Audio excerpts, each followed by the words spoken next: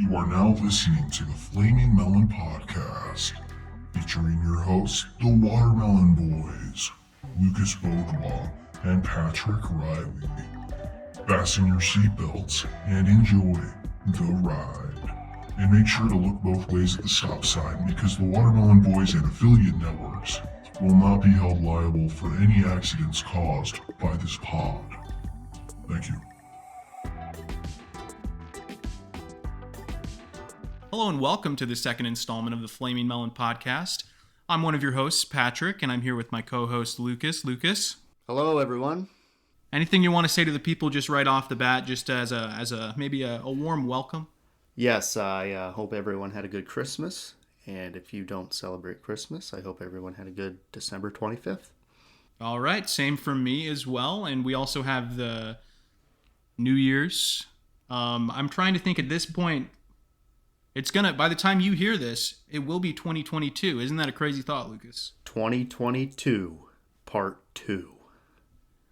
Part 2, and it's the second episode. 2022. 2022. It's the 2022nd episode of the Flaming Melon Podcast. We have been doing this for about 4.5 years now. We lost a lot of the tapes in the fire at the Library of Alexandria, but we're recovering from that. We're building from the ground up. We're creating a foundation for ourselves. Yeah, this is number 3, so we're well on our way. Yeah, did I say this was number 2 earlier? No, I don't know. Maybe you did. Okay. Maybe I did. Maybe I'm going crazy. Maybe it's all of those maraschino cherry facts. Could you know what? be. I don't have one prepared, but I'll give you one anyways. How does that sound? Oh, great. All right. Did you know that 5 out of 7 maraschino cherries is actually smaller than a dime?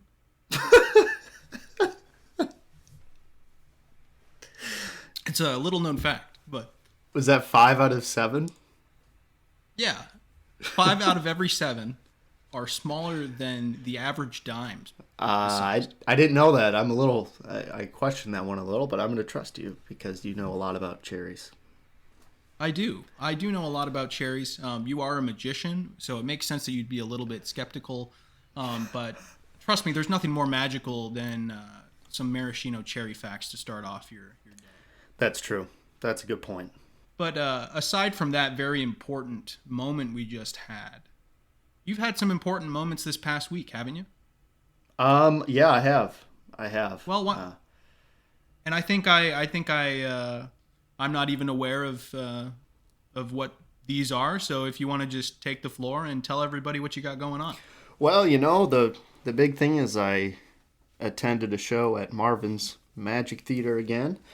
So thanks to Jeff for having me for a second time. Went and saw David Copperfields, who was the stage performer that week. He was a treat to watch. I'd never seen any of his stuff, so that was a good time.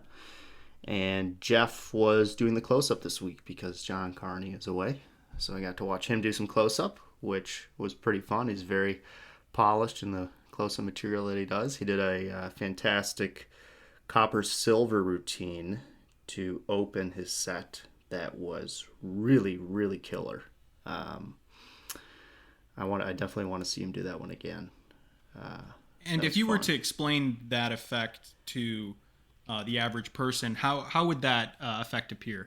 Yeah, basically he has 2 coins, an English penny and a $50. And he has both of them in his hand, and he repeatedly is taking one of them and very cleanly putting it into his pocket, and then they both reappear in his hand multiple times until the end where he puts one in his pocket and the other one vanishes, and they reappear inside of a coin purse that's been on the table the whole time, where they originally came from. Really good routine. That was fun to watch.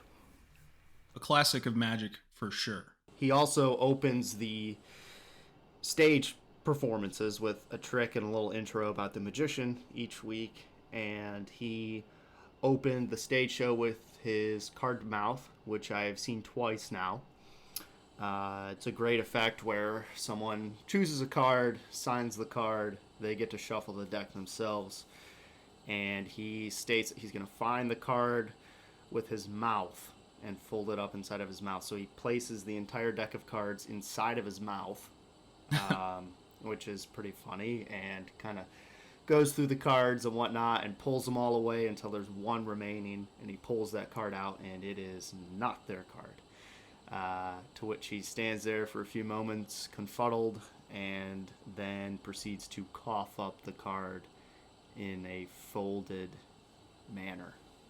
It's a fun effect. But this past week, when he did it on stage, it's a very comedic routine the way he has it structured. And when he put the deck into his mouth, someone in the back of the theater was just very loudly was like, "Oh yeah," which caused him to have to take the deck back out of his mouth because he started laughing. Yeah. I bet he loved that happened. Oh yeah, that was a pretty good moment for sure. Yeah. You know, most of the time when things like that happen, when that type of thing happens, when somebody in the audience just shouts out randomly, it's a little like unwelcomed. But if it's something genuinely funny, like and natural, like then that's good. Like that, yeah, definitely, that's adds. Always good. And he played off it so well. But David Kovac was fun to watch. He does a mix of kind of some close-up stuff that's designed to be done on stage. He did some mentalism. He did a really fun version of a 3-card Monty using some jumbo cards. That was really good. So that was fun. And then afterwards, I stuck around for those hanging around, which wasn't very many people this week, and did a little set at the close-up piano, which consisted of Counterfeit Hollingworth, which still, Counterfeit Hollingworth is a torn and restored card, and I think it's still probably the best torn and restored card that I've ever seen, and at this point I learned it 10 years ago. Involves a little bit of fire. Yeah, a little bit of heat. And then I did a version of Sympathetic Cards, which is a fun one, where you take a randomly shuffled order of cards and a order of cards in sequence, like ace through king. Yeah. And with the wave of a handkerchief or a hand, you make the sequential order turn into the random order that was determined by spectators. Really great trick. And then a couple others there. Those are the two big ones that I had planned, and those were fun. So how did it go? Good. I was telling Jeff what I was going to do beforehand, and he told me that he's actually has a sympathetic card routine that he hasn't worked on yet, so he was excited to see that one, and I think he really enjoyed that. The version I did is Helder Guimarães, who's a magician from Portugal that makes really good card magic, and his is the best version that I've seen, so it seemed like Jeff really enjoyed that. Good. Well, I'm glad you had a great time, and already have gotten to perform for people at Marvin's. Yeah. That's great. It's pretty sweet. I'll be going back this week as well, so have some more stories next Monday. Awesome. Yeah. Maybe it's Marvin Monday. We just turned the podcast into Marvin Monday. Well, we got to get Jeff on here. Yeah. I mean, hey, Jeff, we know you're listening somewhere. We know you found this. You found this somewhere. You found this. We know you're searching Flaming Melons on YouTube, and you stumbled upon something called the Flaming Melon Podcast. Yep, and you saw my name, and you're like, what's going on here? Jeff, one time when I saw you performing with the Illusionists off-Broadway show, you insulted the town that I was from.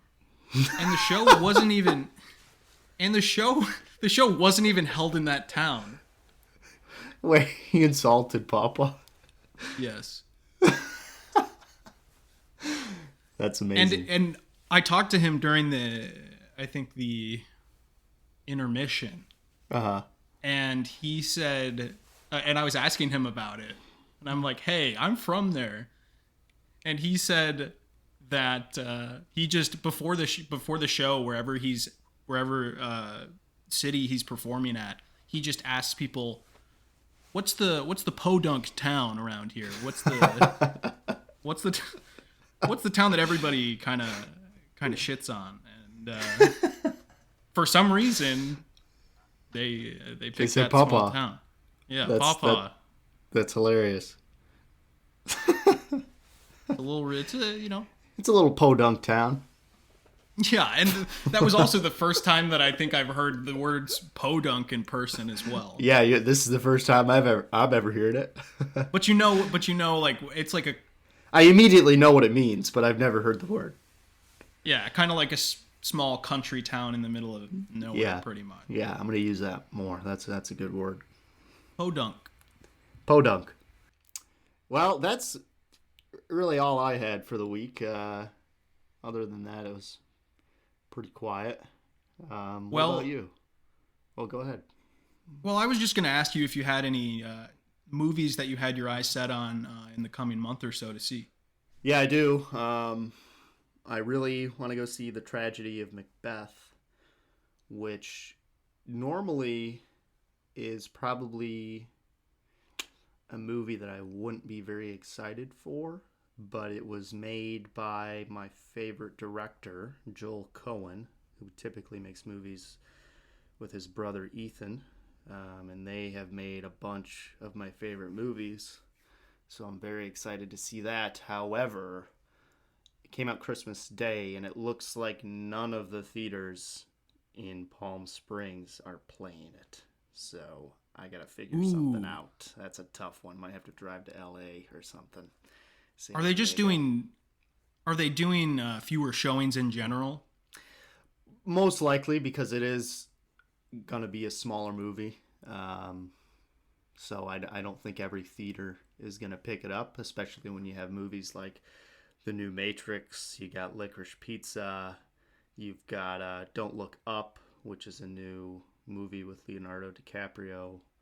So you still have some pretty big movies. Obviously, Spider-Man's still selling ridiculous amounts of tickets. They just crossed over the 1 billion mark for sales a day or two ago. So with so many big movies, Tragedy of Macbeth is definitely not going to be everywhere. But I thought I would have at least one theater near me that has it, but I can't find any. So I gotta. Yeah, it's not like you live in the middle of nowhere. Yeah, it sucks. It is coming to Apple TV on January 14th. But I would rather see it in a theater. So hopefully I can do some traveling and go see it. But you'd rather see it than hear. You don't want to hear about it before you have the chance to see it. I'm pretty good about not seeing spoilers, especially not being on social media at the moment. But I want to see it on the big screen versus my TV. It's more fun.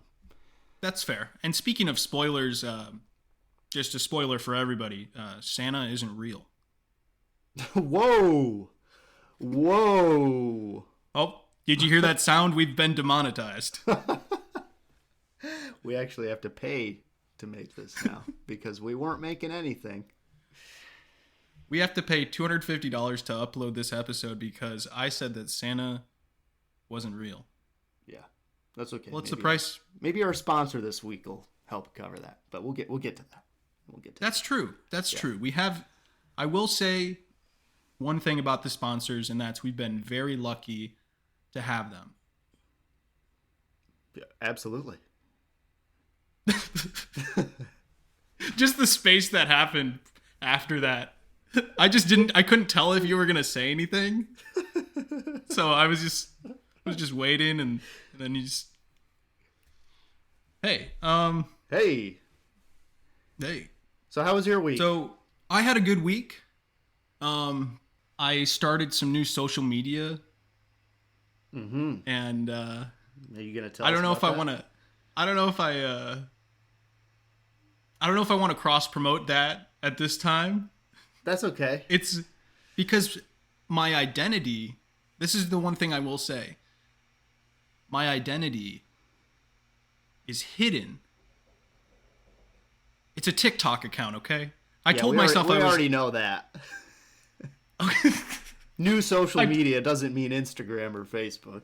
I guess it That's could. true. I guess it could, but That's a very good point.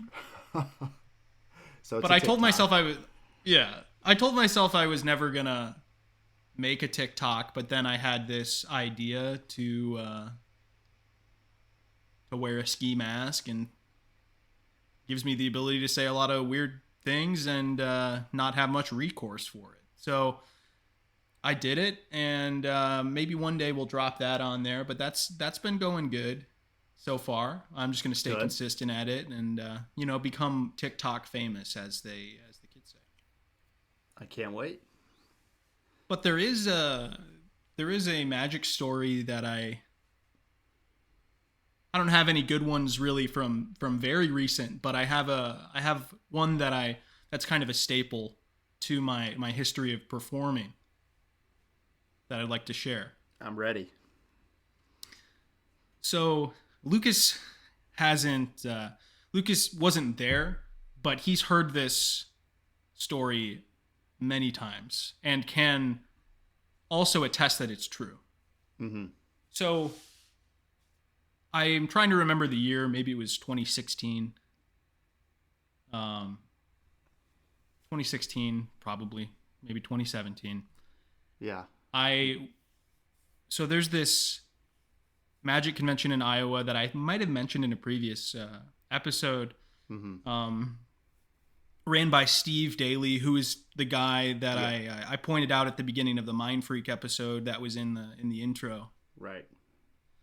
So I had gone to this convention at least once or twice prior to this year that I went, and one of the performers, I'm trying to figure out the order in which to tell the story for the best for the best kicker, but pretty much so I'll say it like this. All right. There's this youth showcase that they would do during this convention where young magicians could have a chance to do a small little set in front of all of the magicians who attended the event, even like the artists who were there to lecture and perform. Sure. And that's really cool. That is but it's sweet. also very, and you'll see this side too. It's also really intimidating and rough because you're performing in front of the most skeptical crowd you will ever perform. Very difficult. I get the most nervous by far performing for other magicians. Even doing the close-up sets at Marvin's, I was way more nervous than usual just because Jeff is there watching me perform for laymen, which is intimidating. Exactly. And as magicians, and I think we've talked about this off the air before, but as magicians, we don't really encounter many situations like that because it's not like magicians are just everywhere. Right. Lucas and I are very it's very unlikely for Lucas for two people like Lucas and I to get into magic at the same time and just be close magician friends pretty much. Yeah. That live close together as well.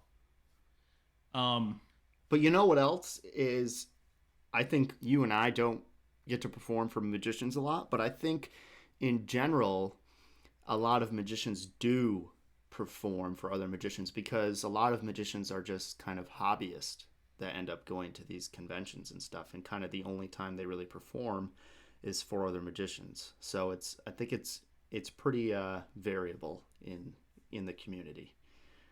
Because a lot of people are better performing for magicians than they are actual audiences, versus I'm way better at performing for audiences than magicians. Right, and that's because you've had more experience. You've had far more experience performing in that setting. Sure. Yeah, it is crazy that there's the hobbyists. The hobbyists are. I think it's easy for the hobbyists to get stuck in that category because they have a hard time branching out into doing magic for actual people outside of their friends and family. Yeah. and magicians. Right. But anyways, I got you off track there. So we'll keep. Oh, no worries. It was definitely worth mentioning. Mm-hmm. So I'm at this convention, Abercorn Dabra, in Des Moines, Iowa, and there's the youth showcase that I mentioned, and I did a set. I will say the previous year I got great feedback on my routine, mm-hmm. and this year didn't go as great. And in fact, I got bad feedback just from one person that took it upon themselves to rate the young magicians just as an effort to try to help them improve. Sure. I think they were affiliated with some type of young magician society or whatever, so they're used to working with youth magicians. Uh-huh. Anyways, there's this routine that I do where I throw a Rubik's Cube into the audience. And this Rubik's Cube has a bunch of stickers on it that are not the regular color stickers. They have a bunch of different playing cards on them. I toss the Rubik's Cube out. Whoever gets it mixes it up and remembers a card, gives it to another person. They do the same, and then I'm able to tell them the cards that they're thinking of. Mm-hmm. So that's pretty much the routine in a nutshell. But one thing I didn't consider when throwing this Rubik's Cube was that there's a lot of, at Magic conventions, the majority of the people are going to be on the older side. Mm-hmm. And maybe their reflexes are not as keen. Sure. I guess to be, I'm just trying to say things as they are and not insult, people who are older than me. Okay. You know what? Fuck them.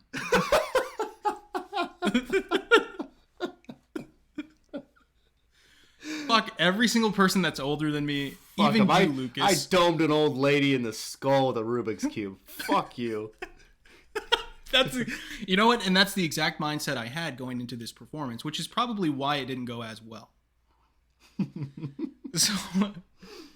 So you can already see how throwing a Rubik's Cube just into an audience is probably it's risky, because even if you're a regular, I was about to say even if you're a regular person, but old people are they're not. That's another subtle insult there towards them. That's a little jab for you, Harriet. So you can see how even there's risk involved regardless of who's in the audience, because you're throwing a hard piece of plastic, essentially. Sure. Yeah, there's a little risk. Yeah, there's some weight to it, especially when you throw it. Yeah, and especially when you throw it overhand. Really I was gonna say I don't think that I threw it overhand. I think that would have been a little that's more like I'm not throwing it to you, I'm throwing it at you. I'm trying to hit you. But maybe I'm saying that just to decrease my my chances of getting in trouble after what I'm gonna say. But so you can already see how the situation may be a little rough. The crazy thing is that didn't even come into play. None of those factors even came into play. But what did was, so at this convention, one of the featured artists was a gentleman named Maddie Gilbert. Yes. And he is a very well-known card magician.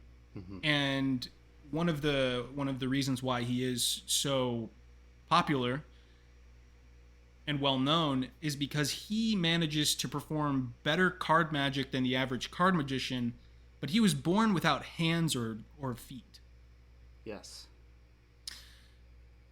So it's truly seeing it and seeing him work in person was beautiful. Yeah. But you can probably see where this might be going now, but I'm throwing this Rubik's Cube into the audience, and it just so happens that it's going straight for Maddie, who who's probably not a good target for the Rubik's Cube. A guy with no hands. Yes. Probably might have some difficulty catching that. So this all happened very quickly, and I didn't even know that it was going. I don't recall in the performance if I really truly. I think something may have clicked that happened, but yeah. I can't say for sure. But anyways, somebody sitting next to him ended up reaching their arm across him and catching it in front of his face. Or in front of him. Yeah. And everything was fine. After that, the trick went fine. Afterwards, I talked to Maddie, and he was very upset. But yes. not for himself, but for the older people who were attending. He told me that I shouldn't be throwing, things into a crowd of old people. Pretty much. Oh, okay. And I was like, you know what? Fair point. I think I could have easily handed the Rubik's Cube and not tossed it. And I should say, so it was an underhand toss, but there was a large amount of space in between me and the middle of the audience, which is where that Rubik's Cube went. So wow. I could have just as well thrown it overhand at that point. Right. Because of how far it was going. So you could have just spiked it. Right. Yeah, in fact, that came across my mind as well, but it's crazy that if that person didn't catch that Rubik's Cube in front of his face, that I don't even know what would have happened. You would have what? You would have the story would have been even crazier. Oh, you would have domed the guy. That's a good way to kill your cube. Kill your connections, kill your career in magic, having a tainted history of throwing a Rubik's Cube at the face of a man without hands or feet. Yes, a legend in the magic world.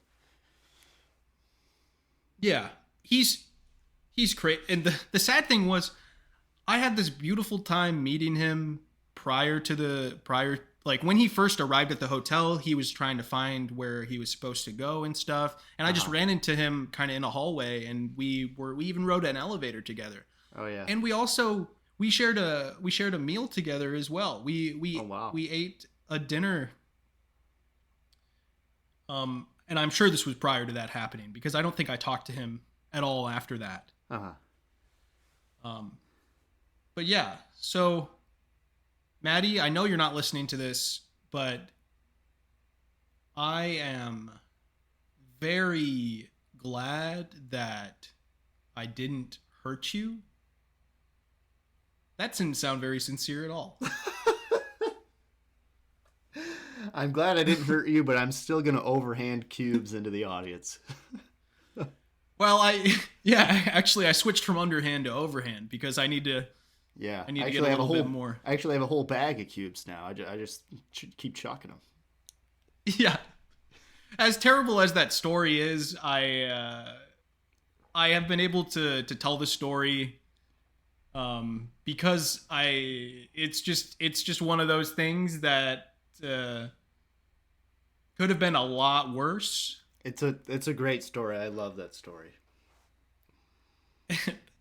I have plenty more that I'm sure I'll share over the course of this podcast, but that's just one that I really enjoy sharing with people because of how ridiculous it is and how close it was to being a really bad thing. And the funny thing about after the performance, so the guy who was rating the young kids' performances, he told me, Patrick, I don't know what happened this year. I genuinely don't know what happened. Like, he was surprised I did, in his opinion, he was surprised that I did worse than I did significantly worse in his eyes, at least. But what's funny is I had a bunch of people after the show come up to me and tell me like that was fucking hilarious. Well, that's good. I'm not sure. What did you do the year prior? Do you remember? I did the Sean Farquhar comedy book test. Oh, yeah. Okay. Funny, that leads me into another little side story.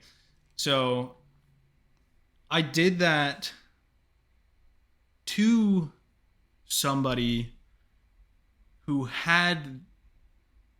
So the person that I picked out of the audience to perform that on had actually seen it in person from Sean Farquhar and actually was called on stage for it as well. So I picked somebody in the audience who had actually experienced it from the creator. I think it was him. Yeah. It was either Sean Farquhar or the former IBM president, Ice McDonald. It was one of the they were close friends, so it's one of the two of them. Yeah. But yeah. Anyways, that was a little that's funny too. Yeah. But yeah, so now I've actually come to terms with the story enough to tell it in some performances that I've done too, just to test the waters to see how the audience reacts, because it's a little shocking, especially when I throw in a joke in there.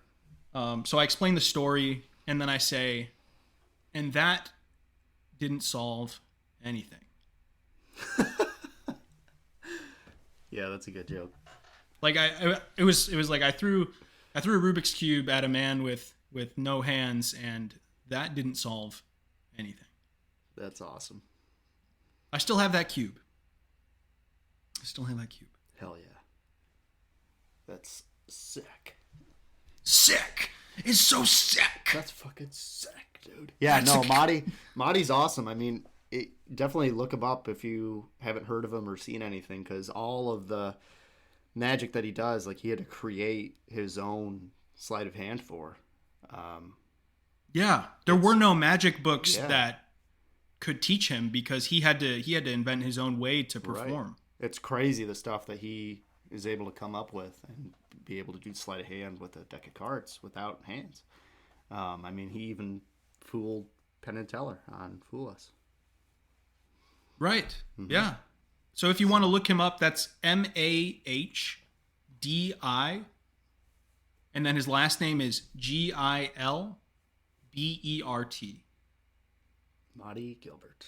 Yeah. But I know he has some YouTube clips of his Fool Us, a performance that you were probably has he done more than one? I think he's just done one. It's a really great oil and water routine that is really fooling. I haven't watched it in a few years, but it fooled me too. Not that I want to say that bar for anything, but right.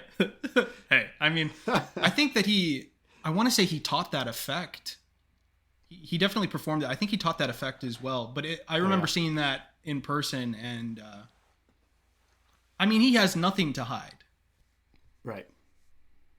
Which makes the magic, even though it probably took him a very long time to get to the point where he is now with it, it's at a point where it's just very, very clean, very pure, very simple, but very powerful stuff. Yeah, definitely.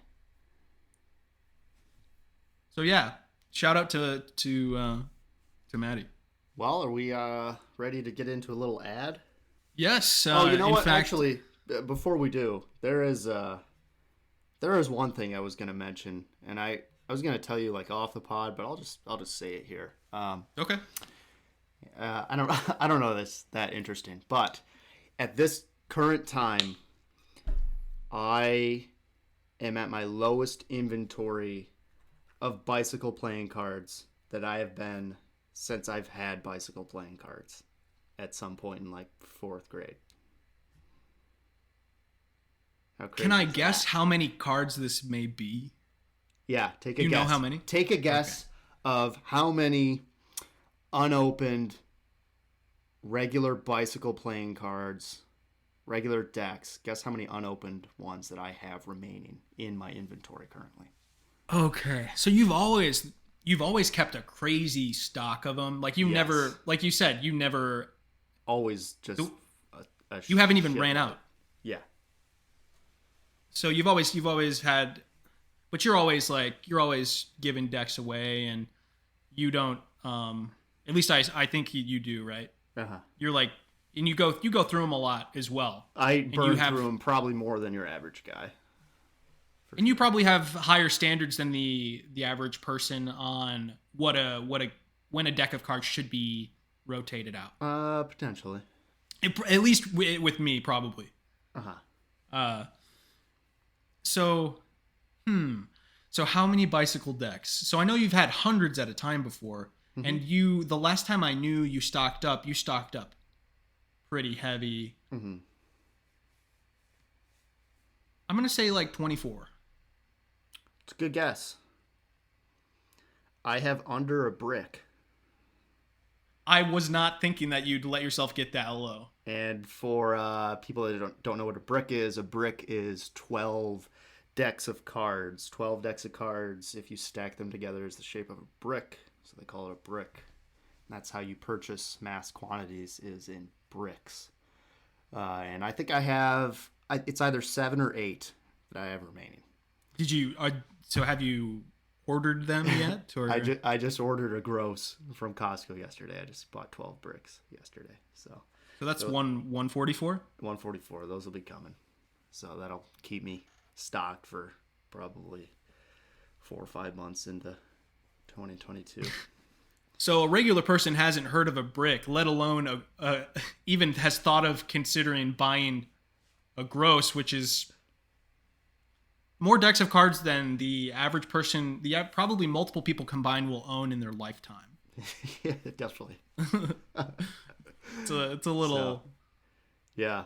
Yeah, I don't know why I do know why. I know why I let myself get so low. It's because Costco stopped carrying the bricks in their stores. It wasn't as accessible for you to stock up on them. So I kept meaning to order some online from their website, and I just kept putting it off. And finally, I'm down to under a brick, and I'm like, holy shit, I need to order. I need to order some cards, or I'm gonna have to start using my tally hos and ripping those up and writing on them. And I don't want to do that. So yeah, you want to burn through most of the cards you want to really burn through are going to be those bicycles. Mm-hmm. Well, Lucas,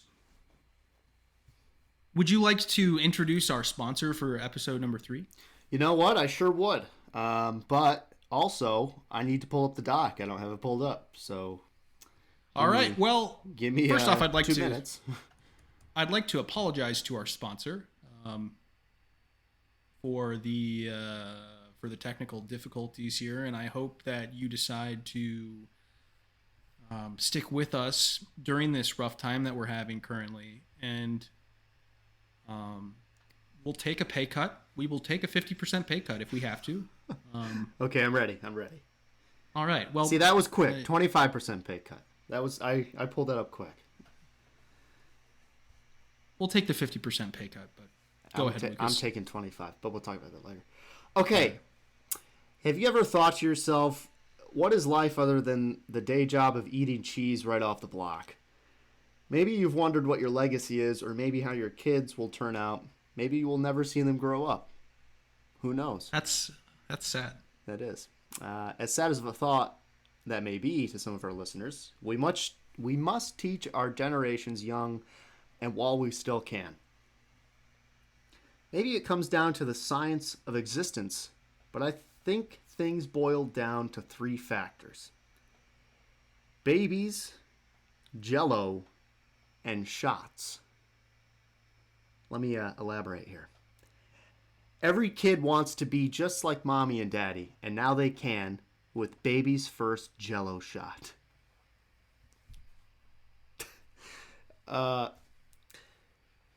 This is a family-friendly kit that introduces your child into the adult world of alcoholism. No extra purchases are necessary. Can't have kids? Don't have kids? Want to escape the pain of childbirth? This kit is still for you. How, you may ask? Well, everything is included in this kit. Even the baby. Step 1. take the take the child out of the airtight, discreet packaging. Step 2, Jell-O shot. That's right, it's that easy. Sizes and temperament of child may vary. We are asking you to continue to support our podcast by checking out this wonderful sponsor. By doing this, you can make sure that baby's first Jell-O shot will not be the last. Oh, what a great sponsor. So go to babiesjelloshot.com and use code FlamingMelonBaby for $30 off baby's first Jell-O shot kit. Thank you. And just for go ahead. For clarification, we are going to have to take that 50% pay cut because the website is actually babies or I guess we're going to take a 75% after I'm butchering this. Babies I can't read this. Babyshootsjello.com. Oh, I read it wrong. Which is a little mixed up. So you know what? You're right. It's Baby Shoots Jello. Babyshootsjello.com. Baby Shoots Jello. Thank you for the support and enjoy the rest of this episode. That is now I'm doing it. Babyshootsjello.com. Flaming or baby code. Yeah. Baby Baby's Hoots Jello. Baby's Hoots. Yeah, it could be Baby's Hoots Jello. It spells the same, so it would still bring you to the right place. But for clarification, it is Baby Shoots Jello. And I can attest for this product. I own a couple of them, and man, it's crazy. It's crazy what you can do now. It's crazy what you can do, and it's beautiful that technology has advanced enough where we're focusing less on the technology and more on the livelihoods of the people on this planet. And I think that this is what that aims to do. So thank you again to Baby's first Jell-O shot, and I hope it will not be the last. Yeah, I mean, as everyone knows, I think the first time that you take a Jell-O shot, you just instantly think, I wish I had done this as a child. So this is a great way to make that happen. Yeah. And then I also hear that their next product is going to be Baby Shoots Jello. So that'll, I think, come with the gun. And nice. Yeah. Well, I probably wasn't supposed to leak that, but I just got to give you enough to keep you coming back. You know what I mean? Yeah. Well, good. Right. Thank you to Baby's First Jell-O Shot. Thank you very much for sponsoring this episode. And thank you to our listeners for using code FlamingMelonBaby for $30 off of your Baby's First Jell-O Shot kit. All right. Are we ready to get into our entertainment review? Yeah. So tell everybody what we are reviewing today. So we are reviewing another magician and one of his specials. We've done Chris Angel. We did David Blaine. I think it's only sensible that the next magician we do is David Copperfield.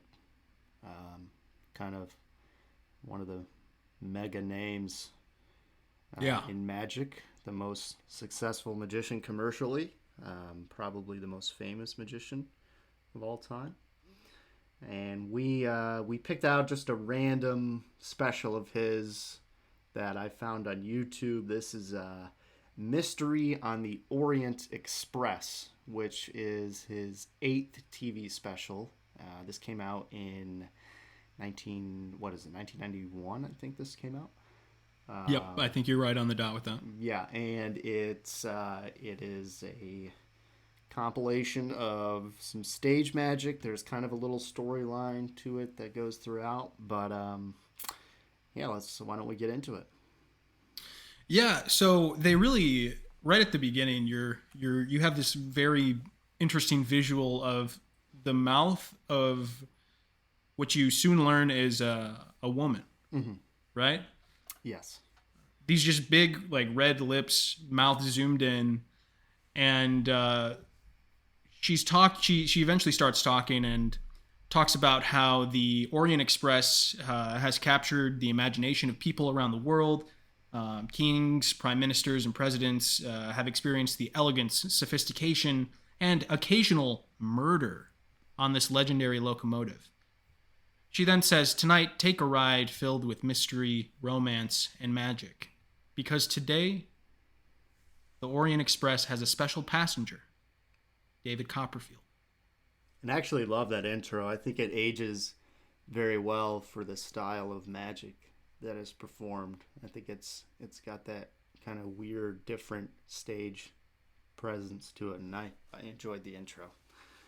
I thought that was cool. Yeah, the zoom in on the mouth really takes you off guard right from the beginning. And yeah, I like that. I like that a lot. So then we get his first illusion right off the bat. He rolls up on this motorcycle and proceeds to pull a tarp over it and turn it into two ladies with some suitcases who then get on the train. And it really sets up what to expect for the stage magic. And he really does have just some of the best stage illusions of all time. You don't see many guys doing illusions like that are that clean and happen that quickly. It is pretty ridiculous how good the stuff he has is.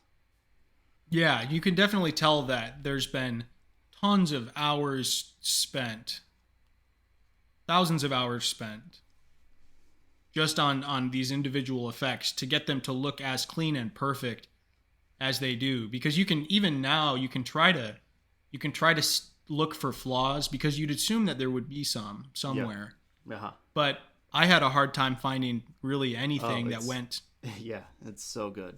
You can't. There's nothing to it. Right.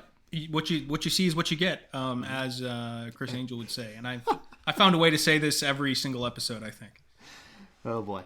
But before David gets on the train, he tells us exactly what he's going to do. He says he's going to do magic on a train, then in the theater, and then he's going to make a train car vanish surrounded by people. So he just directly says exactly what he's going to do in the episode, which is interesting. I don't know if I like or dislike that, but it's there.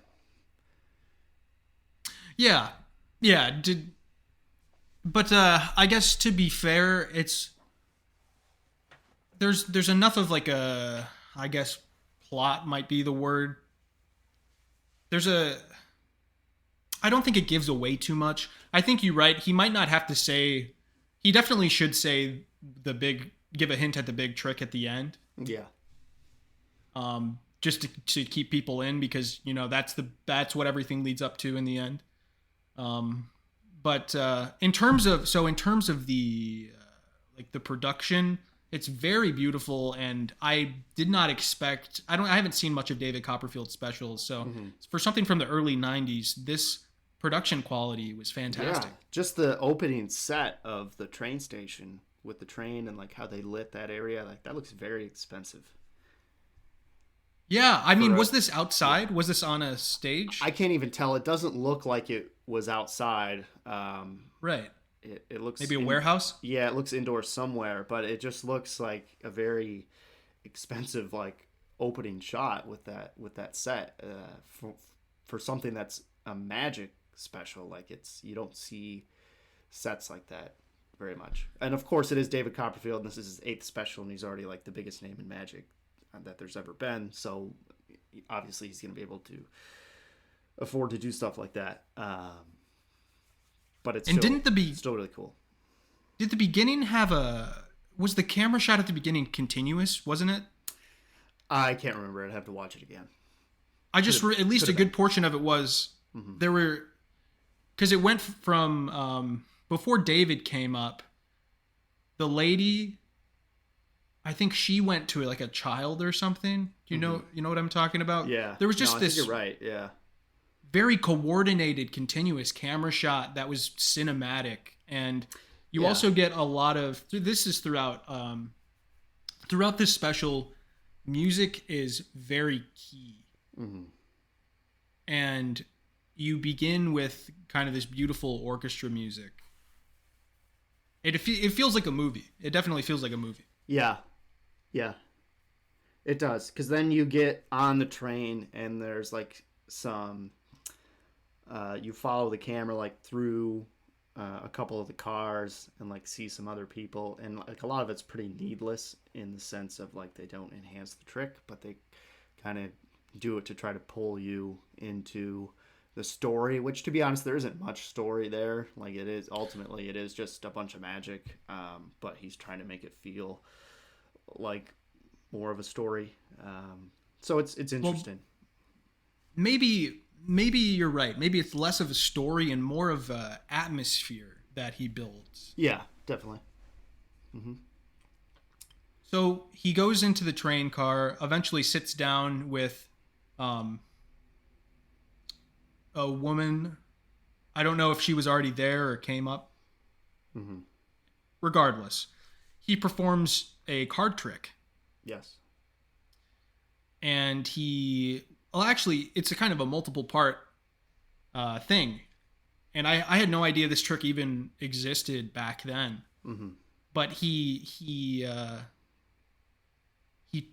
had a deck of cards in his hand, but then turned the deck of cards into a card box just by, I think, shaking it or something. He like waves his hand over it and makes the cards appear in the box. Right. So he has a deck of cards without the box, waves his hand over it, and then you see the box, and then he takes the deck of cards out of the box. Mm-hmm. And then a card is selected, and he has the person tear a piece off. That way, it's like a proof of it's just a way to tell that card is the card that was used. Mm-hmm. And he puts the card back in the deck, and then springs the cards at the glass window of the train car, and the card appears on the glass, and then he asks the lady to grab it, but they can't because it's on the other side of the glass. Yes. So then the way that the train car windows were, he was able to lift up the window. It like slided upwards. Yep. And he very clearly peeled the card off of the window and then was able to show that it matched with a torn piece. Yeah. Yeah, the torn piece idea is just a way of marking a card. It would be the same as like having someone sign a card to identify it. You can tear a piece off and then match it up at the end just to identify that it's the same card. Right. So interesting tidbit for you about this card through window effect. This is the first memory I have of watching any magician. Is this trick. In this special, or did he do it in a different... In this special specifically. This is the first memory I have of watching any... Like, I should be careful with this because I'm sure that I have other memories of magicians that I've seen live, like not famous magicians, before I got into magic. Like, I'm pretty sure I have a few memories of that. But in terms of, like, after I started to get into magic... this is the first thing I remember watching, because I originally started to watch David Copperfield a lot just because he was the first big name that I was able to find. And I remember watching this trick. So, yeah. But did you not even realize prior to... Because you randomly picked this special, did you know that trick was in there? No, I had no idea. I just knew of David Copperfield, so I must have looked him up at some point on YouTube, and I don't know. Somehow I saw this trick. I don't remember if it was on TV or on YouTube or where the hell I saw it. Well, probably it wasn't YouTube, actually. What I mean is, recently when you landed on this special, were you even aware of this trick being in there? Oh, no, not at all. That's crazy. That is insane. So then the first trick is like, oh yeah, I know this. Yeah. And wow. There's a few other things in the episode that I do remember watching as a kid. So pretty cool. Yeah, that's literally the first thing I remember seeing from any magician. So pretty cool. And as a card magician, primarily, would you? How would you rate this effect currently, like now, in modern magic? It's awesome. It's really good. Yeah, I mean, there's definitely better ways to do it now, but it still holds up really well, and it's still very fooling. It's a really clean card through window because you see the window the entire time, and it doesn't have a card on the other side of it. So it's cool to have that moment where it appears on the other side, and that's not easy to do. Right, and he's able to remove it because the window slides, which is another. Yeah, it's a really clean version of it. Still one of the cleanest that anyone's ever seen on TV, which is awesome. But yeah. So another we mentioned the music and the production.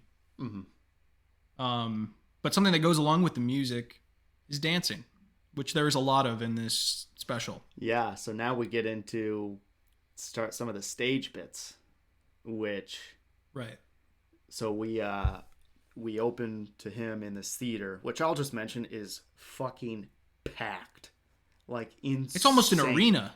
Oh my god, it's ridiculous the amount of people that are there, which just shows you how big he was in like the 80s, 90s. Just insane. I'd have to imagine he's not selling out quite to that extent now, but I mean, it was baffling. And I remember seeing him in 8th grade, and it was kind of the same deal. Like, I don't remember where it was somewhere in Grand Rapids, but we were in the very nosebleeds, just so far away, and it was an absolutely packed theater, which is just nuts. But the illusion that he's doing is, I'll get into the illusion. It opens with just a bunch of like dancing with him and this assistant that he has, which honestly I hate. I don't know how you feel about it, but it is. Well, I think it just doesn't age well. That part doesn't age well. I just don't enjoy magic like that as much because it's very pointless, I guess, to just do all this dancing. Like, it doesn't make any sense. I guess here's an interesting way to look at it. You have so much strong magic. Do you need to dilute it with the dancing? Like, does the dancing add? Because the dancing, once it started, I was like, oh god, this sucks. And then he starts doing the illusion, which is this head chopping illusion where he puts a woman into a box that's separated at her neck, and he's able to remove the box with her head in it and put it on another table and show us her head and her body separate and like slide the head around on another table that you can see underneath.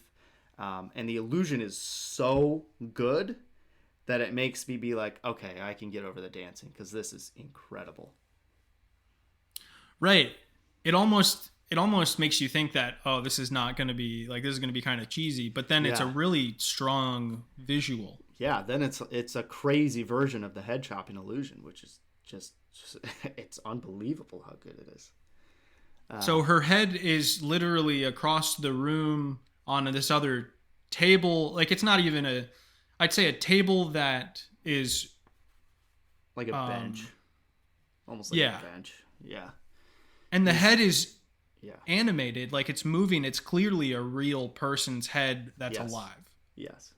Yeah, it's fantastic. It's really good. I remember thinking that the sunglasses were a little weird, but then the sunglasses on the assistant, but then I thought to myself, I know why the sunglasses are used. There's a reason for that. And there's another trick where sunglasses are used where there's a reason for. But anyways, it's a great illusion. I don't have much else to say. So following that, there's a funny bit where he claims he's going to turn an audience member into a magician. And he says, sit back, relax. And then a kid cries in the audience. Like, you hear a baby start crying. Yeah. And then he says, shut that kid up. Yep. And it got this crazy laugh. And I'm like, I wish that I could do this kind of stuff. These Like currently, I don't think it's very acceptable to really If you're gonna say do that to stuff a like child. that nowadays, you gotta have a big name already, and already have that as part of your personality. Which I don't really associate that being a part of his personality, but he is such a big name, he can kind of do that stuff. And it was a different time back in the era that he Right, did it, so. right, and you definitely, and that's a we'll get to some bits later that are. I will. the same I type will of thing. say. I will say that there is a good probability that it was a plant for the. Oh baby yeah, I was guy. going to mention that. Yeah, Yeah, because it definitely. Yeah, he's used plants before in similar ways. Like he does a really famous trick with a goose and a kind of a bucket, and it's like a vanish. And part of the trick, I remember watching this in person, is after he does the trick, someone from the audience shouts out, "Do it in slow motion," and then he does the entire trick like super slow and kind of exposes it in a fake way, and it's pretty humorous. So, I think that. So I think that the adding that bit in there, maybe it's just because he was so damn lovable back then. He couldn't do any wrong. He threw in a bit like that to just the style of comedy was far different. Yes. I respect it. But if he was just the average performer and this was a real show and people didn't really know who he was, that's not really a good way to win people over. But it just shows you how he can't make anybody mad. At least back then, he was larger than life. Yeah. Honestly, I think if you did that bit now, I'd say more than half the audience would love you even more, but then some guys would be like, "Wow, this guy's a dick." Right, exactly. I mean, right, you're risking really making some people mad. Yeah. But hey, I could respect. Be worth it. Could be worth it though. Yeah, it's just crazy to me seeing that he threw that bit in on purpose, and it was this big TV special. Mm-hmm. But so he eventually gets an audience member, and I want to say he always picks women. Yes, young women. Mm-hmm. Always young women, and this Correct. tends to be. Yeah. He almost plays the role of a heartthrob. Oh, absolutely. In some ways. Yeah. I almost get like a Michael Jackson feel in terms of how much people love him. You know what I mean? Like he just seemed. Yes, in this time, absolutely. Yeah. So he does this routine where he cuts a rope and well, why don't you explain this one? Yeah, I think I might have a hard time explaining it. Sure. Yeah, he does a great rope routine with a spectator, and it's another one where the routine is really good, but the way that he is behaving towards this lady that he brought up on stage is very uncomfortable, and is another reason why often people can hate magic, and why I sometimes hate magic, and I'm sure you feel similar. He gets away with it more than other people, and it does seem like the woman that he has on stage isn't creeped out by it at all, which is good.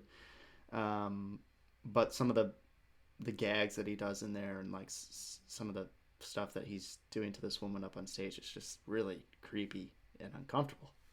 But the trick itself is fantastic. Basically, he has this piece of rope, and he's having the spectator to open it, like he's having the spectator cut it in two, and then he shows that the two pieces are of different lengths, so he wants her to cut it to the same length. So she cuts the longer end, and then they're still mismatched, and she cuts it again, and they're still mismatched, and she cuts it again.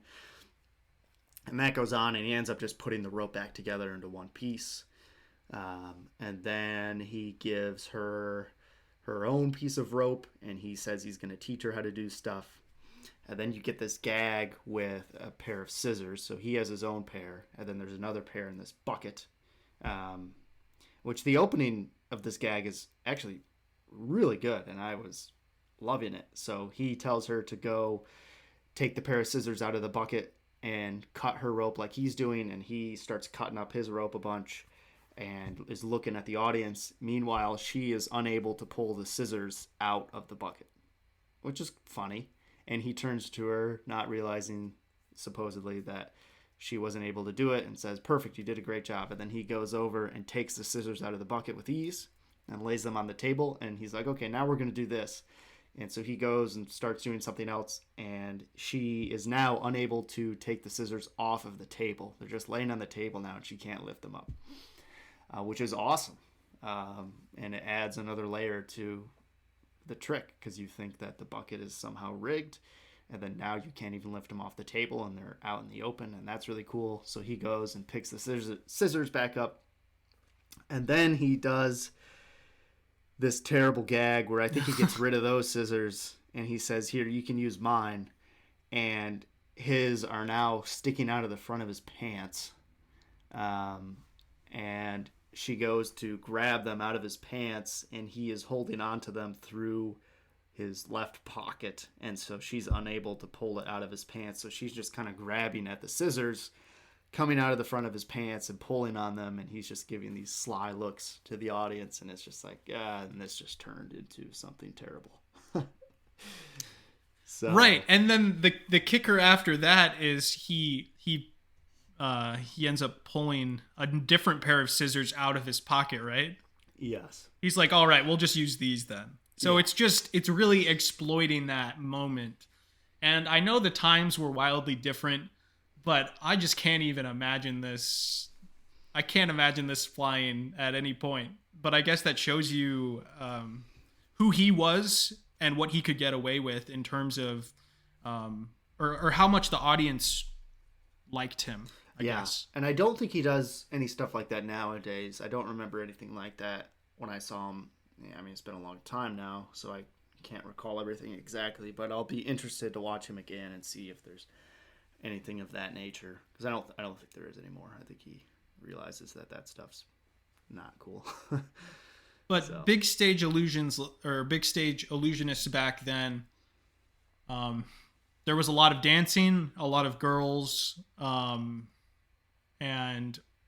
a lot of just utilizing their good looks, I guess. Yes, which wasn't new for the time either. That's just how it's been for so long, and it's not until recently that things of that nature have changed pretty drastically. And you still see some of that stuff in acts today, but it definitely wasn't new to do any of that stuff when he was doing it. Like that's just how it was for a long time. Right. Yeah. Yes, absolutely. Yeah. You want to tell us about the next bit, the jungle theme thing that he does? Yeah, so, well, prior to that, he changes his pants on stage. Oh, yeah. I forgot about that. He removes his pants to reveal another pair of pants, and then he says this joke, which is obviously something that's only for the times that they were... I mean, this just shows you the times that they were living in because of who's mentioned, but he says, after he reveals that there's another pair of pants while he's changing into yet another pair of pants, he says, "These are the Roseanne Barr fantasy slacks. One size fits 4. God. Yeah. Roseanne Barr was popular back then, but it just, I mean, just how the fact that was a relevant joke to make back then is insane. Crazy. To me. I love the idea of changing your pants. So because he's almost this sex icon in a way. Yeah. People are loving that. People are making a big deal that he's taking his pants off. So when he does have another pair of pants underneath, it really hits hard. Yeah, that's a good joke. So, like you said, after that, there's this kind of jungle routine, and this is where we really start to see him use trances on women, like this hypnosis type of feeling. And so this woman appears to be in a trance and is like mirroring things that he's doing, and it's kind of sensual, and they kind of get close to kissing, and it's like a passionate type of thing. Mm-hmm. But this leads into having this assistant. So there's this fountain that's behind him, and he ends up putting this assistant into a trance, and then he backs into the fountain, walks backwards into the fountain which shows that there's nothing funny going on with the fountain. It's real, water. He's able to walk straight through it, but then he's able to rest the assistant on top of the fountain. And it's just this really nice visual that seems very, very transparent, because how would you explain the way that the fountain looks? It's like I guess it is hard to describe. It's just a bunch of like single lines of water shooting up like in a row. I guess like you see like sprinklers like this. Right. It's kind of just a bunch of singular lines of water that shoot straight up, and it's like in this long row, maybe like, I don't know, 40 or 50 rows of just these lines of water shooting directly upwards. I guess that's the best way I can describe it. Yeah, I was thinking sprinkler too. I think that's a good way of describing it as well. Yeah. So he sets the assistant on top of the fountain, and then is able to let go, and she's now resting on these streams of water that he just backed himself into. Right. And proved that there was no mechanism there.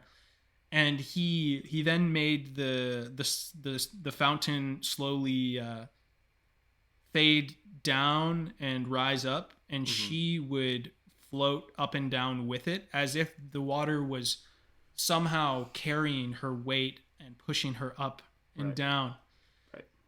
And then she eventually starts spinning around David. What does the fountain goes away? Is that what happens? Yes, the water goes away and she's still floating. And then he starts to float her around him, so you get this like 360 visual where you're able to see her floating from all sides of David. And then this is a big thing that was popular back then in stage illusion stuff, but a fiery ring, a ring that was lit on fire was passed through her. Yes. And I think it was just like a showmanship type of thing. It didn't, in terms of the effect itself, the ring itself, I'd say, is warranted, but having it on fire just is a little visual thing that is just an eye catcher. Mm-hmm. But he passes the ring through her to show that there's nothing holding her up, and that she is indeed floating. And then the fountain eventually reappears underneath her. And I have a note that just made me laugh. I said that she appears to be having a seizure as she floats back down. She was legitimately, like, I wouldn't say shaking. I would say like there was electricity going through her. Yeah. I must have missed that.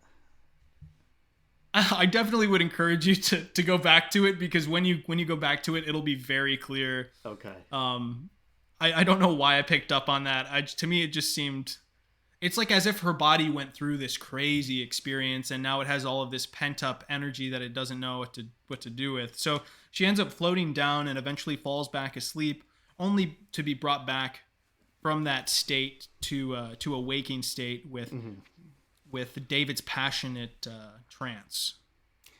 I will say I like this illusion a lot. I liked it way more.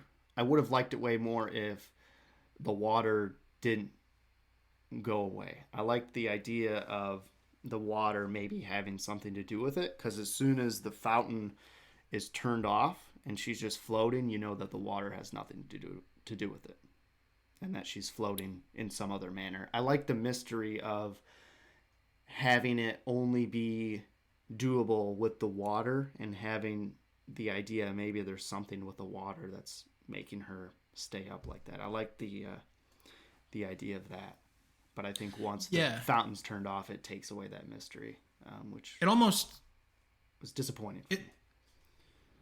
Understandable, because it almost removes the purpose of the water. Even the water doesn't have like it discredits the water being used. Pretty much. I think the idea of doing a walking on water illusion is a very sexy magic idea that no one really does, and this was kind of a version of that until they turn the fountain off, and then it's just your basic levitation. Right, and when she was floating around him, it almost seemed mechanical in a way in how the movement was. Right. It was trying to be too much of an illusion. They went too hard for it. Yeah, I agree. It's still really good. Yeah, definitely, especially for the time as well. I mean, technology is a lot different now too, so you can make things look a lot more real in some circumstances, but he did a great job. And one thing that I wrote down was, how close can you get to kissing someone without kissing them? That's about as close as it gets. He was, if you have to, this makes sense if you watch it. He gets really close to her, and they're, I don't know. It's just maybe that's what it's supposed to show you. It's supposed to be like so close to, it's supposed to draw you in, like, oh, are they gonna kiss? Nope. Are they gonna kiss again? Nope. But also, who gives a fuck if they kiss? I'm watching a magic show. Right, and that's it. All of that stuff, just, to me, the mood of it doesn't match the effect. What if we did a show and then just in the middle we just like made out for 5 minutes? I mean, is that acceptable? I don't know. I don't think that our reviews might. I think it might tailor to a very specific audience. Like, what kind of trick too? I mean, there's a lot of factors. We don't even do a trick. We just start kissing. Yeah, I'd say that that's not a magic show at that point. That's like a softcore porn. Right. Okay. All right. Well, scratch that. Scratch and sniff. Scratch and sniff that. Scratch. All right, we're gonna move past that. We're gonna go on to the next trick, which is a close-up trick. Perfect. Yes. So we get a trick with balloons. So he once again is gonna bring up a young lady on stage, and they kind of just sit on the stage, like on the floor of the stage, which is kind of strange, but whatever. And he takes out a bunch of these clear balloons, and you get this like squeaky noise of like the sound of a balloon like deflating. And so he kind of starts like pressing down on all the balloons, even though none of them are inflated, and he finds the one that's making noise and like presses the air out of it. And it's clear that it's not coming from the balloon, it's just coming from the theater, the sound production. And like another one starts making noise, and he has a spectator start pressing down balloons until she finds it. And then he pulls out this pen and does my least favorite thing in the entire special, where he pulls out this pen and like squeezes the top of the cap, and it makes like a squeaky noise. Not clearly, again, not coming from the pen, but from the sound design of the theater. And he like squeezes the tip of the pen twice, and it just goes squeak, squeak. And he like lets the spectator touch it or squeeze it, and it makes the noise again. And this goes on for, first of all, it shouldn't happen, because what's the point? And it goes on. It has no place in the special. It has zero place for the trick, for the special. Like it's bad, and it goes on for like a minute and a half. It's so drawn out. It's insane. And like they set the pen down, and they're like poking it, and it's squeaking. and like the spectator takes the pen and it's squeaking, and it like goes on and on. It's like, what is going on here? I just want to see the trick that you're about to do, and it's just a pen that's squeaking, and eventually it just stops squeaking. It's like, okay, great, that was awful. So we get into this trick, which is a great trick where he has a card selected and signed by this lady on stage, and he has her, they place the card back in the deck, he has her pick one of the balloons, and he takes the balloon and kind of smashes it on top of the deck, and the entire deck of cards goes inside of the balloon, which he then proceeds to blow the balloon up. And it's a clear balloon, so you can see the cards inside of there, the entire deck's in there, and then you can kind of shake the balloon to mix the cards, so they mix the cards, and then he reaches inside of the balloon and pulls the selected card through the balloon, which is an amazing effect. Oh yeah. And then the spectator gets to keep the balloon and the card. Really, really a great effect. Definitely probably my favorite trick that he does in the special is that one. That's a really fun one. Yeah, I wonder, did that effect even exist prior to that? I actually have some interesting tidbits on that trick that are going to be in trivia, so you'll have to wait for that. I'm a mentalist. What can I say? Yeah, but it's a great trick. I love that trick. So then we get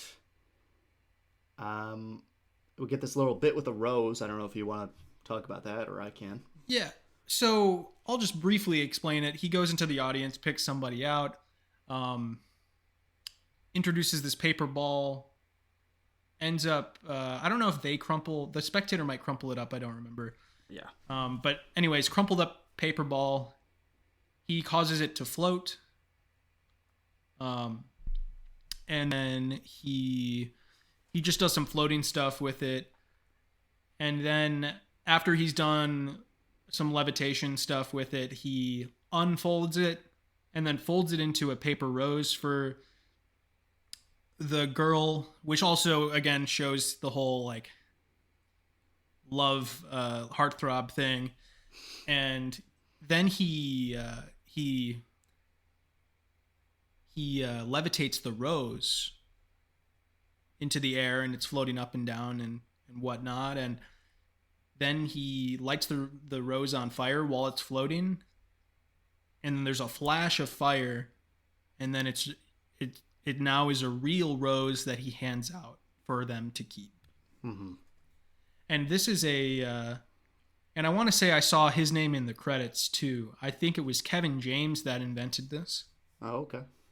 Let me double check to see if he was, because he was in the credits too, and I remembered him originating this trick. I just didn't know that he has had that trick for that long of a period of time. It must be it's been around for decades. Mm-hmm. But Kevin James is a very respected stage illusionist who has been on, I guess, America's Got Talent. If you want to look him up, you could see stuff that he's done. He's done some really crazy sawing in half routines. Yes. So anyways, after that, there is this. This is going to be one that I might have a hard time explaining, but there's a big black box. You know what I'm talking about? Yeah, I can explain it pretty well if you want me to. But go for it. It's a weird one. Yeah. So again, we get some more dancing for a while to open the trick, which is just like, here we go again. This sucks. And then once we get into the illusion is so good that you forget about how much the dancing sucks. So basically, it's this huge black box that he shows to be empty. Like, they spin it around. It's on wheels, so you can see behind it and everything. And he is making things appear out of it. So he takes like a tarp. There's an opening in the front of the box, and he takes this tarp that goes over the black box, and something emerges out of it. and like goes to the front of the stage and is kind of like bobbing and dancing with the music. And he shows the Right. box to be empty again, spins it around, whatever. He takes another tarp, something appears out of it and goes over to the other side of the stage, and like something's bobbing underneath there. And then the last tarp is placed over, and it goes to the center of the stage and whatnot, and they're kind of bobbing around. And we don't know what's under the tarps yet, presumably some people. And then he proceeds to he gets into the black box and stands inside of it and goes down inside. And then the two tarps on either end of the stage lift up to reveal, I think it was like two women. And then the center tarp lifts up, and it's David. So he's appeared from the black box, and now he's under the middle tarp that has been there before he even got into the box, which is fantastic. Yeah, it's great. It's great. Yeah. And then he goes and takes the black box and brings it to the front of the stage and makes these 3 giant dogs appear in it wearing sunglasses, which was awesome. Yeah, the visual, I mean, the dogs, they're very, I don't know what breed they were, but they're very big, but also very cute. Yeah, they're like fluffy. the big mop. They're like the big mop dogs, like that have Right. the hair that looks like a mop, and then Right. with sunglasses on. It was really cool. Yep. And this is another one where David is wearing sunglasses in the trick as well, which is pretty important for part of how it works, but I'm not going to explain that. So the sunglasses are a theme in this as well. It's kind of like a nightclub feel with the music and the lights that are going on. And honestly, there was so much going on in the effect. I had a hard time following what was genuinely going on behind the scenes, which shows how really smooth it all was. It was a very smooth, multiple moments in it. You think that you get the women that reveal themselves. Boom, that's a moment. Well, actually, you start with these ambiguous figures underneath these cloths. So I guess that's the first trick that happens. Yes. That happens 3 times. Then 2 of them are revealed to be women. And then the last one is David. And then he pushes out the box. And now it's 3 massive dogs. And the rest of there's nothing else but these 3 big dogs in the box. So it's got a lot of twists and turns in it. Mm-hmm. I always like a good surprise ending when it comes to magic. Yeah, it's a fun trick. Yeah, I did enjoy that one. And then we moving on, we get into the at-home illusion. You want to go over that? I mean, we don't have to say a ton about that because it'd be pretty boring to describe. But I actually thought it was actually kind of neat. Yeah, it's so I'll just kind of explain it in a general sense. So you know how we mentioned briefly at the very beginning that there was the lady said something about a murder mystery. Right. So this is where that I still don't really understand. It doesn't really tie in that well, but right. There's something there, I guess. Something was But pretty attempted. much the segue into this is that there was a murder. It's unclear kind of how it ties in, but the lady at the beginning, I think is shown to be the killer, right? Is she insinuated to be the killer? I don't know. Regardless, a murder has taken place on the train. So you get this classic murder mystery little bit in the train. And then, it, like you said, it's an interactive trick with your TV. So so if you're watching this with a family, he asks you to elect one person from your group to come up to the TV and touch his finger. And he says, "Can you feel that?" which is a funny. That's where Chris got it from. Right. That's a callback to our initial talk about Chris in the first episode. But he says, "Can you feel that?" And then he says, "That's not the trick." So then there's these different. So the premise of the trick on the screen, there's a bunch of boxes or blocks that have the name of different cars in the train. So like example, you have the dining car. Mm-hmm. You have these different, every car has a different, every train car has a different purpose.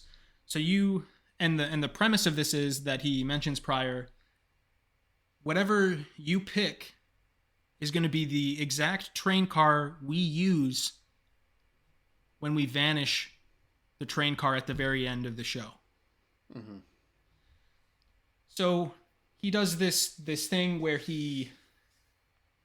so you're allowed to move. So he sets some directions for the trick. I'm not going to go too deep into it because it's kind of insignificant when it comes down to it. Basically, he has you like hop around a bunch. Like when he tells you like, Right. I want you to move 4 times, and you move your finger to a different car going one at a time, and blah blah blah. And obviously you get to start wherever you want. So it's like he tells you to move a certain amount of times, a bunch of times, and then gradually he takes more and more of the options away of the cars that exist. Yep. And eventually he's left with 4, I think, and then he's able to tell you that the car that you were thinking of was the diner car, right? Yeah, I think so. And assuming that you this trick does not fail unless you don't listen to David, pretty much. Yeah, it's a mathematical thing, but it is pretty complex, and it's still pretty fun. Like, it's definitely not one that you could just instantly figure out. Like, there's a lot of thought that went into it. And the idea that How it works. in the early 90s, the idea that you could do magic like that on somebody's TV with them personally in their home. Yeah, it's kind of the initial Zoom magic, isn't it? Because he's done this in multiple specials that he's had. This is not the first time he's done this. Right. He's the guy who originated this kind of thing, right? Yeah, I believe so.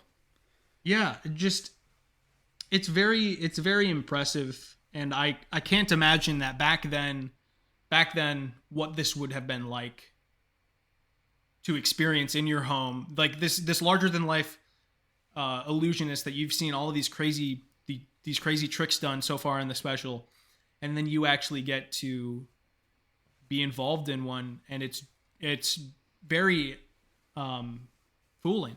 Yeah, it's pretty cool. So you end up with the diner car. So this is the train car that he's going to vanish, which leads us to 70 tons of steel and iron, 85 feet of it. Yeah. Yep. And this is a real train car that was restored. I guess he said $1 million was spent on it, which back then was even more than that. Yeah. So 70 people, right? It's like 70 people are brought to surround the train. Right. And they're holding hands to form a circle around it, so that way it can't escape unless it runs through people. Correct, yes. Why don't you take it from there? So there's people holding hands. Yeah, they kind of hold hands, like surround the train car in an oval shape, and interlock their hands just to prove that the train can't just be wheeled away in a secret manner. And a giant tarp is placed over the train car. And what's great about it is David says there's going to be one continuous shot from this camera, and that's true the entire time, which is awesome. Because a lot of the time, like with Chris Angel, he's like, okay, we have this camera, which is going to be a continuous shot the entire time, and it cuts multiple times. Right. Whereas with this trick with David, the camera never cuts, which is cool. So you know that it's genuine. And he places a tarp over the car, and then the car starts to levitate in the air, which is pretty crazy. And it almost it kind of floats over some of the spectators, off to one side. Yes, which is funny. It's almost like he's just going to drop the car on top of these people and murder them. Right, murder and that's what murder on the Orient Express. And that's what you're hoping for. You're really hoping that it happens. Exactly. As I was just screaming, "Drop it, David! Drop the car! Drop it, David! Put your hands up! Drop the car, David! You're surrounded." But then he stands up on this stool and kind of gets hold of a corner of the tarp and yanks it away, and the train cars vanished in midair, which is pretty fucking awesome. And damn, that visual of the tarp being pulled off of the train, it looks like it starts, so as he pulls it, it kind of almost looks like it vanishes from the middle outwards. Yeah, it's crazy. It's really, really cool looking. And after that, everybody cheered for David because he's a hardworking man. He's a hardworking man. The camera zooms back in on his face, and you can just see the heartthrob that he is. And then, of course, just as he entered the special on the motorcycle, he also leaves the set on a motorcycle as well. Yes. And then to close the episode, we get my favorite part, other than the balloon trick. My favorite part, the ad at the end, where he says, "I'd like to thank Jane Seymour, CBS, the Orient Express, and Clorox," which really caught me off guard. It's kind of like one of our ad reads. Well, our ads are. I think the Clorox thing was a joke, but our ads are real. So. Yeah, that's true. Yes. And that's David. That's one of his specials. Did you take note of the credits at the end? No, I didn't. I have I'll talk with you. I mean, there's a list of magicians that nobody other than magicians know about. But since we talked about him on the show prior, I'll mention him. Or no, two people.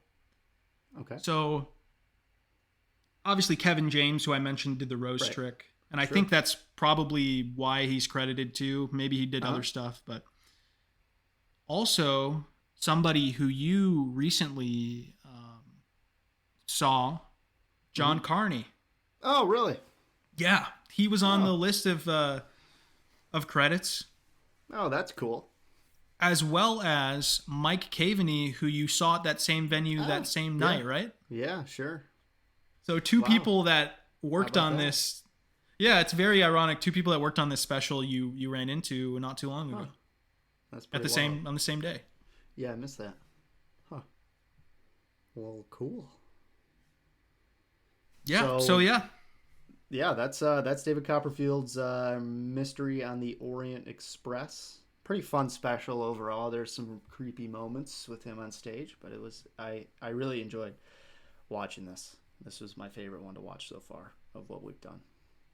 Yeah, it had a good balance between, so like I'd say Chris Angel had a lot of bad. Yes. And a lot of bad in a funny way. Yeah. David Blaine had more just consistent, solid, really good stuff.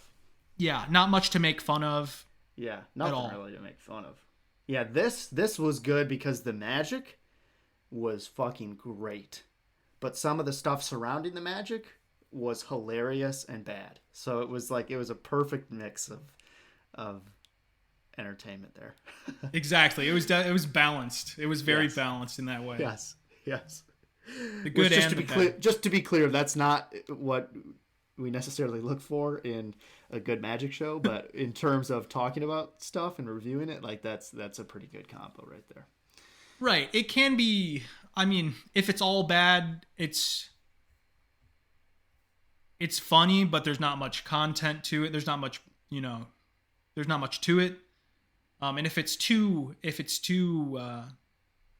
good, it's nice to be able to talk about it in a comedic way and point out those moments. So not to say that I didn't like David Blaine's special. I loved it. Well, I think we're ready to get into trivia. Before we do, I'm going to take a piss. Me too. So I'll be right back. All right, piss time. All right, we're going to keep it rolling. And so maybe we can piss on the mic. I took my headphones out, so I missed most of that. Well, it's pretty insignificant, but the last thing that I said is maybe we can piss on the mic, but I didn't realize that meant it could mean actually pissing on top of the mic. I'm not going to piss on the mic. either you mean so piss on the mic, like we take the mic to the bathroom and you can hear us piss. there's 3 different ways you can do that. It's the first Maybe way that pissing you on a mentioned. guy named Mike. That's another one that I didn't even consider. But pissing on the mic, maybe you're sitting on the mic while pissing. Oh, okay. All right. I'm not going to do any of those. I'm just going to go to the bathroom. Okay. We are back. We are back. We are back and ready for trivia. This week's trivia, you guessed it, David Copperfield. So I have 5 questions for Patrick about David Copperfield. Just to update you on the score, I currently have 6 points. Patrick has 4. So he is looking to make up some ground here. Are you ready? Looking for a perfect score this time. It's time for some trivia. All right, let's go. A couple of these are pretty tricky, but we're going to start off with a question that is definitely geared towards magicians. This might not be as interesting for the layman audience, but I will give some context afterwards. Who designed the deck in balloon trick that we saw David do in his special? Is it A, Sean Farquhar, B, Richard Ferguson, C, Jay Sankey, or D, Greg Wilson? It's 100% Jay Sankey. He's also in the credits for the show. You got it. It's Jay Sankey. Yes. I actually bought this trick when I was young. I don't remember when I got it, but it's called Airtight. And I remember it was way too hard for me at the time. So I never did it. But after seeing it, I kind of want to do it again. And I think I could do it now. I had no idea that he was consulting for people like David Copperfield, especially back then. So Jay Sankey, for those who don't know, he is a magic creator. He probably creates more magic than anyone on the planet. A lot of that not always being great. He's a factory. He puts out a lot of stuff. An interesting tidbit about Sean Farquhar, he has a version of this effect that is the best I've ever seen, and you should definitely go check that out. It's fucking great. And if I'm going to start doing it again, I'm definitely going to start doing it the way that Sean Farquhar does it, because it's so good. I don't think I've seen it. I'll have to check it out too. You got it. You definitely got to check that out. It's really good. All right, so you got points on the board already. Thought I would get you with that one, but I was a little worried when you started telling me about credits. I was like, shit, I hope he's not in there. But yeah, Jay Sankey. During an armed robbery, what does David Copperfield claim to have done? Did he A, make his belongings disappear? Did he B, use sleight of hand to hide his belongings? Did he C, intimidate the robbers with his demeanor? Or did he D, use mentalism to figure out the license plate? Give me the question one more time. So during an armed robbery, David I'll give you a little more context here. I think this was 2006. He was held at gunpoint by 2 armed robbers, him and 2 ladies that were part of his crew. What does he claim to have done during this robbery? Did he make his belongings disappear, use sleight of hand to hide his belongings, intimidate the robbers with his demeanor, or use mentalism to figure out their license plate? Okay, not the mentalism. The demeanor one is interesting enough for me to keep it in the running. And then there was the first 2 kind of sound similar. Mm-hmm. Yeah, make his belongings disappear or use sleight of hand to hide his belongings. If it's between the first 2, the second one is definitely the more plausible. So it's either he used sleight of hand to hide his belongings or he used his demeanor. I'm going to say, though, that he used his demeanor. Very good reasoning, but it is using sleight Damn of hand. it. Damn it! I should have. What did I say about going with your gut? Oh shit. Okay. Yeah, he claims. So a little more context on this: the lady that he was standing alongside when it was two young people, it was like an 18 and a 17-year-old that came up to him outside of his tour bus, and one of them had a gun, and they held him at gunpoint and demanded cash, or I don't know, whatever. And the lady gave him a bunch of cash, and David claimed to not have anything on him, and he told newspapers and journalists that he used sleight of hand to hide his items, which who knows if that's actually something he did. Seems like that's pretty crazy to do in the moment. He did say that was probably a stupid idea, but I don't know how accurate that actually is. But pretty interesting. Wow. Yeah. I should. Okay. All right. So I'm 1 for 2. 1 for 2. Moving on. So David has had many different stage shows. One of his more famous ones was called Dreams and Nightmares. This included the illusion where the finale was his flying man routine, which I'm sure you've seen, where he flies around on the stage for several minutes. Yes. Which famous director did he collaborate with when designing and producing Dreams and Nightmares? So what I'm going to do is I'll give you the name of 4 directors, and I will also give you a famous movie that they have done. Okay. Is it A, Francis Ford Coppola? He did The Outsiders. Is it B, Martin Scorsese? He did Raging Bull. Is it C, David Lynch, who did The Elephant Man? Or is it D, Tim Burton, who did Beetlejuice? Just based on my feelings, I'm going to remove the first 2 from the running. Mm-hmm. So we have The Elephant Man, the guy who did The Elephant Man, who was David Lynch. And then you have... And then Tim Burton did Beetlejuice.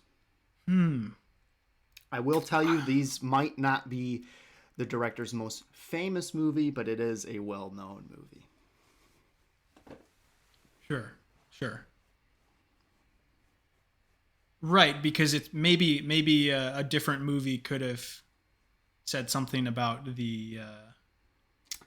Potentially. So, I'm going to go with David Lynch. David Lynch is incorrect. I will tell you that the director who did collaborate with him is the same director as The Godfather. Scorsese? And that is Francis Ford Coppola. The first guy? Yes. He directed... I threw him out because I just threw him out. He directed all 3 Godfather movies and also helped David Copperfield in Dreams and Nightmares. So is there something that... Pretty crazy. Did he do something that...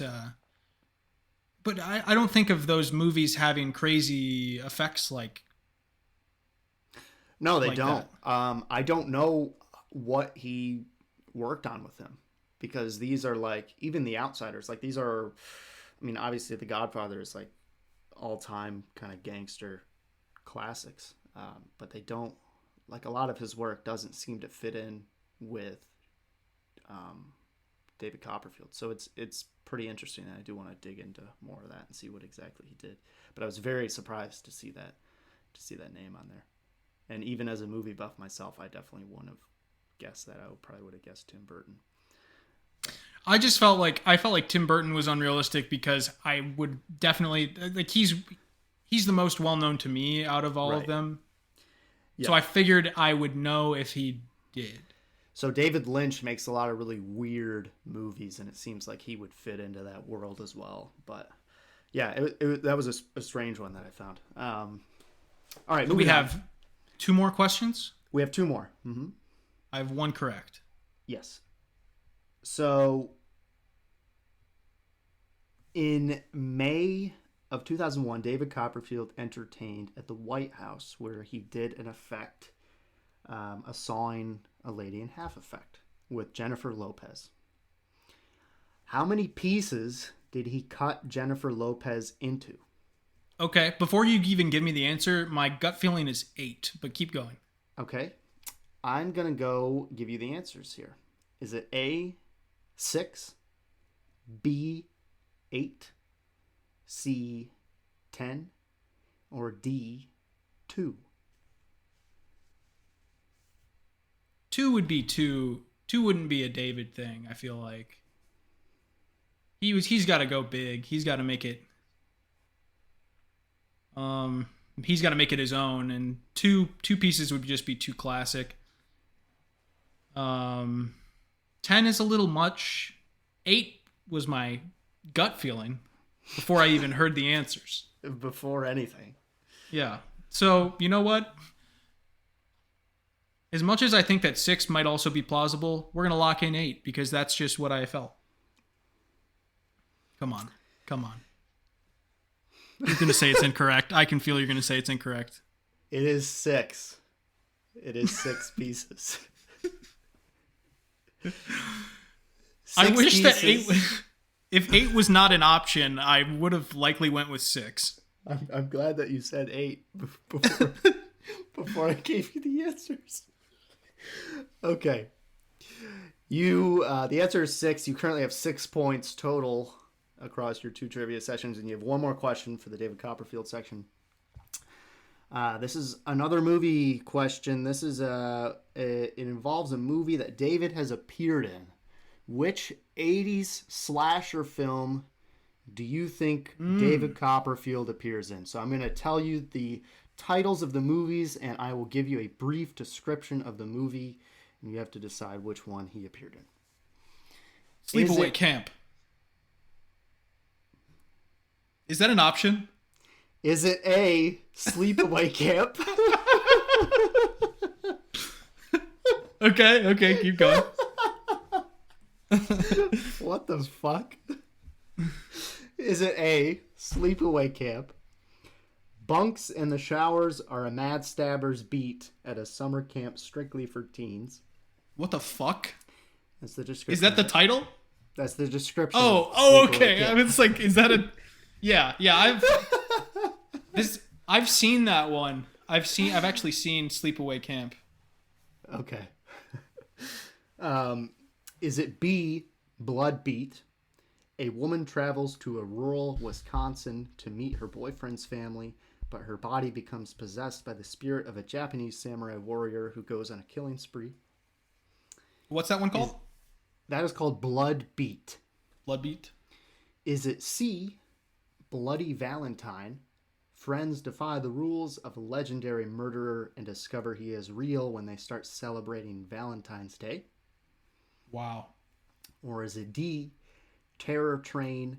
A prank gone wrong causes a friend to be institutionalized. Years later, at a costume party on a train, those involved in the prank must escape their past.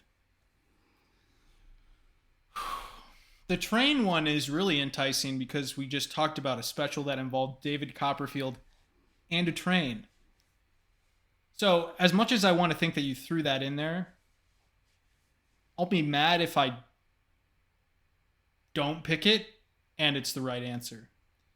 Definitely not Sleepaway Camp because I watched that this year and I would have recognized David. What was the second one? Bad Beat? Blood Beat. If you want the description, I'll say it again. That was the samurai one, right? Yes. And then the third one... Bloody Valentine? Yeah, so that kind of goes along with my thoughts on David being a heartthrob. But the premise of it just seems really dumb. I bet it's real, but... It is a real movie. All of these are real. I know a lot of the slashers are... They're a little ridiculous. Especially 80s slashers. You get a lot of bad ones. Have you seen Sleepaway Camp? I haven't seen any of these. Well, I don't really watch too many movies. And since you enjoy movies, I would say watch Sleepaway Camp. Okay. And yeah. And you're gonna know why. By the end of watching the whole thing, you'll be thinking to yourself, wow.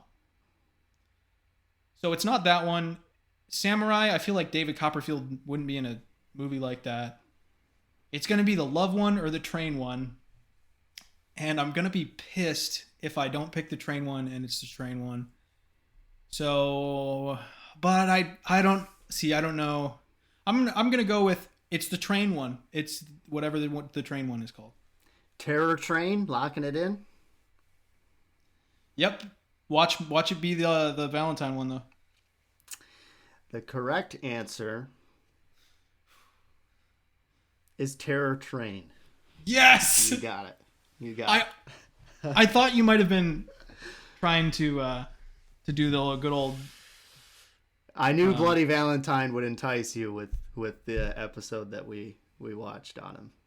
And as soon as I was just looking up 80s slasher films, and I saw that one, I was like, oh yeah, you could definitely picture him being in this just by the title. But right. It is Terror Train. Yep. So I kind of want to watch that one. I think it's on Amazon Prime for free. I just want to see what the hell he is in it. He's a magician in it, but I assume he just plays himself. But yeah, interesting how he do magic in the train. I have no idea. I have no idea his cameo in it. I just know that he's in it. He's listed in the credits. He must like trains. I guess so. He has to like trains. He has to. I mean, his special, but maybe he dislikes trains, and which is why he made it disappear. That's true. He's afraid of trains. This came out in 1980, and he was in it, and it's called Terror Train. So maybe he's terrified of trains. That's why he made it vanish. We'll have to get David on the podcast soon to talk about it. Yeah, that should be really easy.